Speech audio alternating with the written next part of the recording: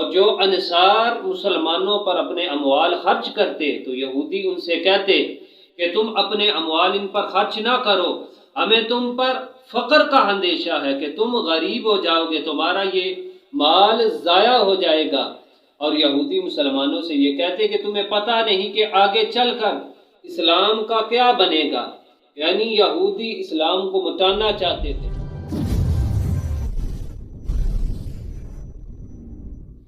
اعوذ باللہ من الشیطان الرجیم، بسم اللہ الرحمن الرحیم۔ الذين يبخلون ويأمرون الناس بالبخل ويكتمون ما آتاهم الله من فضله وأعتدنا للكافرين عذابا مهينا۔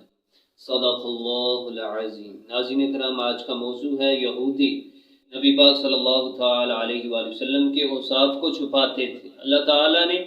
سورہ نساء میں ارشاد فرمایا، الذین یبخلون، وہ لوگ جو خود بخل کرتے ہیں، ویأمرون الناس بالبخل، اور وہ لوگوں کو بھی بخل کرنے کا حکم دیتے ہیں، وَيَكْتُمُونَ مَا آتَاهُمُ اللَّهُ مِنْ فَضْلِهِ،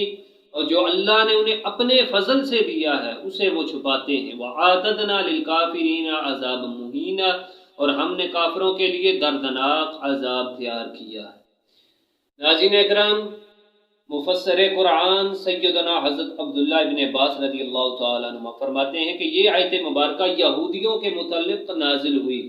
کہ وہ نبی پاک صلی اللہ تعالی علیہ وآلہ وسلم کے اوصاف بیان کرنے میں بخل کرتے تھے، حضور کے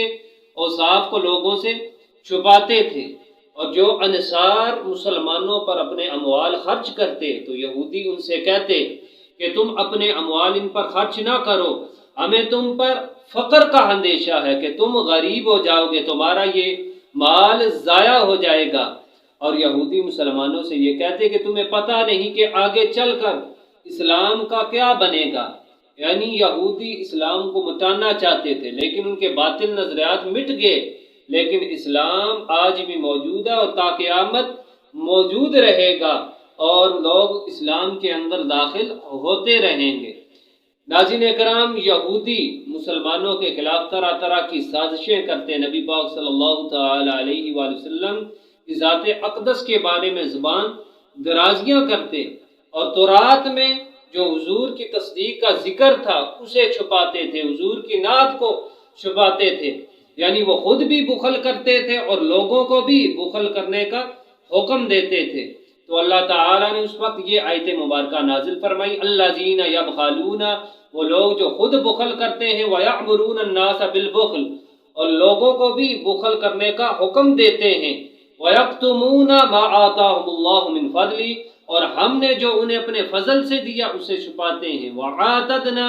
لِلْكَافِرِينَ عَذَابًا مُهِينًا، اور ہم نے کافروں کے لیے دردناک عذاب تیار کر رکھا ہے۔ یعنی اسلام آج بھی موجود ہے اور تا قیامت جاری رہے اور ساری رہے۔